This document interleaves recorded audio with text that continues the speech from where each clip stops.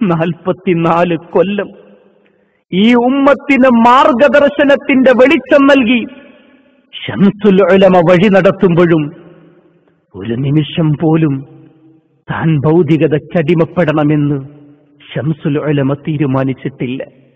ഇത് ആധ്യാത്മിക പ്രസ്ഥാനമാണ്.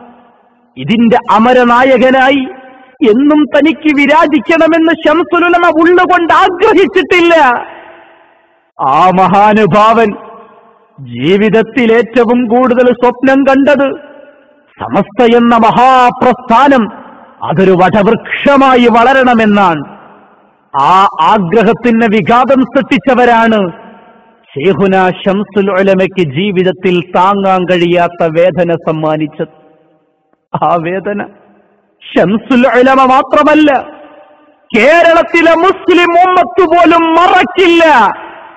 ആ തെറ്റിന് മാപ്പ് കൊടുക്കാൻ ലോകത്തൊരാൾക്കും സാധ്യവുമല്ല.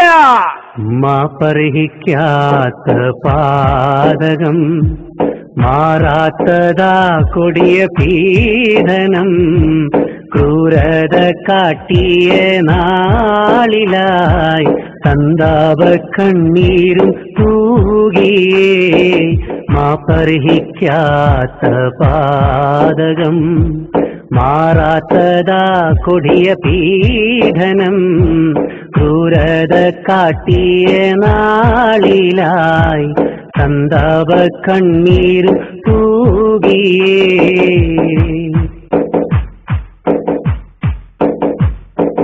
ആകെ വ്യസനത്തിൻ വേളയായി സന്താപ കണ്ണീരാൽ മൂകമായി മാന്യ മഹാനായ പണ്ഡിതർ മാനസമാകെ വിതുമ്പലായി.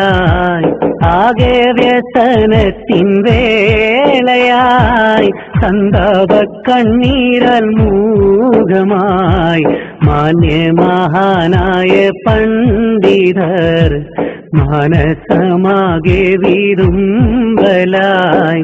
മാപ്പർഹിക്കാത്ത പാതകം, മാറാത്തതാ കൊടിയ പീഡനം, ക്രൂരത കാട്ടിയ നാളിലായി സന്താപ കണ്ണീരും തൂകിയേ. 1988 നവംബർ 19 സമസ്ത കേരള ജംഇയ്യത്തുൽ ഉലമയുടെ ഇടിയങ്ങരയിലുള്ള ഈ ഓഫീസിലേക്ക് അന്ന് ജനം ഒഴുകിയെത്തി. കാരണമറിയാൻ ചരിത്രാന്വേഷികൾക്ക് താൽപര്യമുണ്ടാകും. ആരാണ് സമസ്തയെ പിളർത്തിയത്? ആരാണ് സമസ്തയെ തകർത്തത്? ജനമൊഴുകിയത് മറ്റൊന്നിനും വേണ്ടിയല്ല. സുന്നികൾ തന്നെ 2 ചേരികളായി എറണാകുളത്ത് വെച്ച് സുന്നി സമ്മേളനം നടത്താൻ തീരുമാനിച്ചപ്പോ ആ 2 സമ്മേളനങ്ങളും വേണ്ട. ആ 2 സമ്മേളനങ്ങളും സമുദായത്തിന്റെ ഐക്യഭദ്രതയ്ക്ക് കോട്ടമാണ്.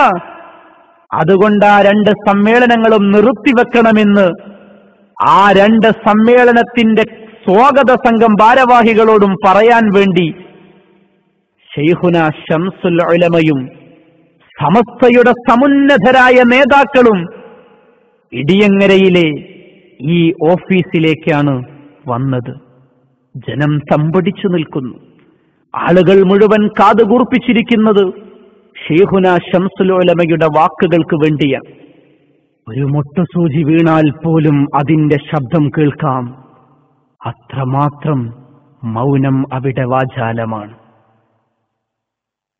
മഹാനായ ശൈഖുന ശംസുൽ ഉലമ ആ യോഗത്തിന്റെ പ്രാധാന്യങ്ങൾ വിശദീകരിച്ചുകൊണ്ട് പറയുകയാണ്, കേരളീയ മുസ്ലിം സമൂഹത്തിന്റെ ആധികാരിക പണ്ഡിത സഭ അത് സമസ്ത മാത്രമാണ്. ആ സമസ്ത കേരള ജംഇയ്യത്തുൽ ഉലമയെ തകർക്കുന്ന തളർത്തുന്ന ഒരു ശ്രമവും ആരിൽ നിന്നും വേണ്ട.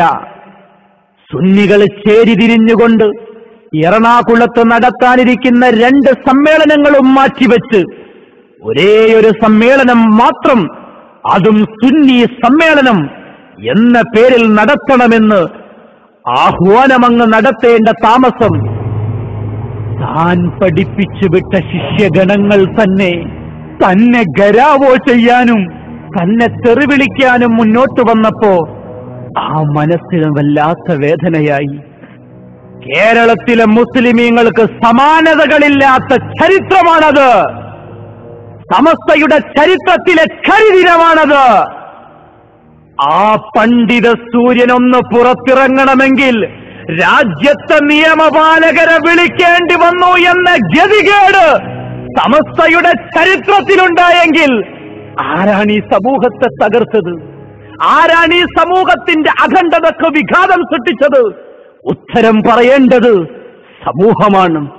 സമസ്ത കേരള ജംഇയ്യത്തുൽ ഉലമയെ നയിച്ച ആ മഹാപണ്ഡിതൻ ശൈഖുന ശംസുൽ ഉലമയെ തെറിവിളിച്ചവരെ ഇനി ഈ മുസ്ലിം ഉമ്മത്തിൽ വെച്ച് പൊറുപ്പിക്കരുതെന്ന് പറഞ്ഞ അഗ്രേസരായ പണ്ഡിതന്മാരുടെ തീരുമാനം.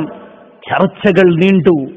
ഇനി അധികം വൈകാതെ ഈ ധിക്കാരികളെ സമസ്തയിൽ നിന്ന് പുറത്താക്കണം. അതിനുവേണ്ടിയാണ് 1988 ഡിസംബർ 1 വ്യാഴാഴ്ച പണ്ഡിതന്മാർ മുഴുവനും കോഴിക്കോട്ടേക്ക് ഒരുമിച്ച് കൂടിയത്. കേൾക്കണ്ടേ 1988 ഡിസംബർ 1 കേരളത്തിന്റെ മുക്കുമൂലകളിൽ നിന്ന് പണ്ഡിതന്മാർ പാതിരാവുകളിൽ രാത്രിയുടെ യാമങ്ങളിൽ യാത്ര തുടങ്ങിയവരുണ്ട്. അവരൊക്കെ വരുന്നത് കോഴിക്കോട്ടേക്കാണ്. സമസ്ത മുഷാവറ, ശംസുൽ ഉലമയെ തെറിവിളിച്ചവർക്കെതിരെ ശക്തമായ ഒരു നടപടിയെടുക്കാനുള്ള മുഷാവറ. സാത്വികരായ പണ്ഡിത മഹത്തുക്കൾ ഭൗതികതയുടെ ജാടകൾ എന്തെന്നവർക്കറിയില്ല. ഭൗതിക ലോകത്തെ കുതന്ത്രങ്ങൾ എന്തെന്നവർക്കറിയില്ല. ആ പണ്ഡിതർ കോഴിക്കോട് നഗരത്തിലെത്തിയപ്പോഴാണ് ആ വാർത്ത കേട്ട് ഞെട്ടിയത്. കേരള നാട്ടിലെ പണ്ഡിതർ കേളി മികച്ചൊരു നായകർ കൽബ് തകർന്നൊരു നേരമായി കേട്ടു തരിച്ചവരാകയും. കേരള നാട്ടിലെ പണ്ഡിതർ കേളി മികച്ചൊരു നായകർ കൽബ് തകർന്നൊരു നേരമായി കേട്ടു തരിച്ചവരാകയും.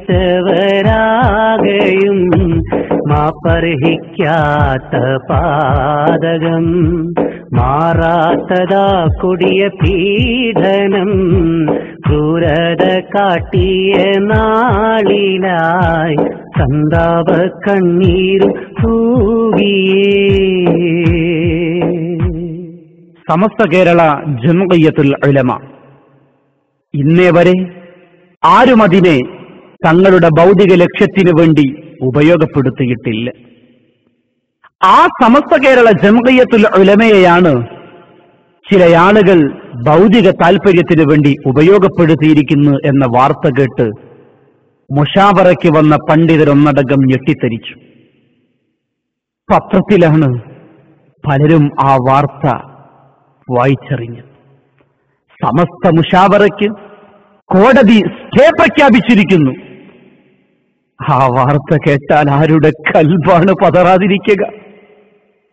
മഹാനായ വരക്കൽ മുല്ലക്കോയത്തങ്ങൾ പ്രാർത്ഥിച്ചും പ്രവർത്തിച്ചും കെട്ടിപ്പടുത്ത ഒരു പ്രസ്ഥാനം, ആ പ്രസ്ഥാനത്തെ തങ്ങളുടെ വരുതിയിലേക്ക്, തങ്ങളുടെ താൽപര്യ സംരക്ഷണത്തിലേക്ക്, തങ്ങളുടെ നിയന്ത്രണത്തിലേക്ക് വരണമെന്നാഗ്രഹിച്ച് ചില കുൽസിത ശക്തികൾ നടത്തിയ ഊർജസ്വലമായ പ്രവർത്തനത്തിന്റെ ഫലമാണ് അന്ന് കേരളക്കര കണ്ടത്.